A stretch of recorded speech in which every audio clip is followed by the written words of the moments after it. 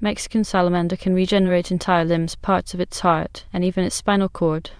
But how does an amputated limb know whether to regenerate an entire arm from the shoulder down or just a hand from the wrist? Monaghan's lab houses about 500 axolotls cared for by a team ranging from undergraduate students to postdocs.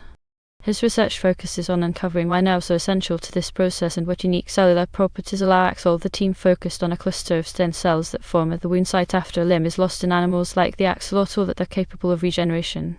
Known as the blastoma, it's the space of cells in the distal part of the limb, the wrist, are awash in an enzyme called CYP26 bone. In contrast, cells in the shoulder have hardly any of this enzyme, allowing retinoic acid to researchers amputated axolotl legs at the wrist and administered a drug called talorazole, which inhibits the CYP26 bone enzyme.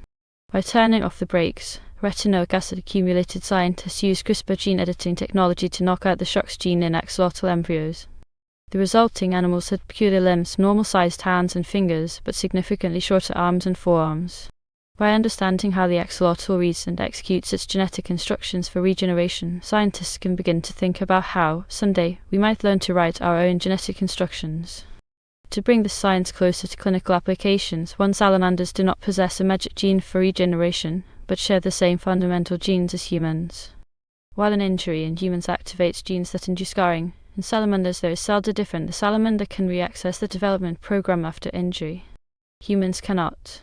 Monaghan says that, in theory, it would not be necessary to modify human DNA. Monaghan believes that cell engineering to induce regeneration is a goal already within the reach of science. He imagines a future where a patch placed on a wound can reactivate developmental programs in human cells. The axolotl was the dominant model 100 years ago, then fell into disuse for decades. It has now re-emerged thanks to modern tools such as gene editing and cell analysis.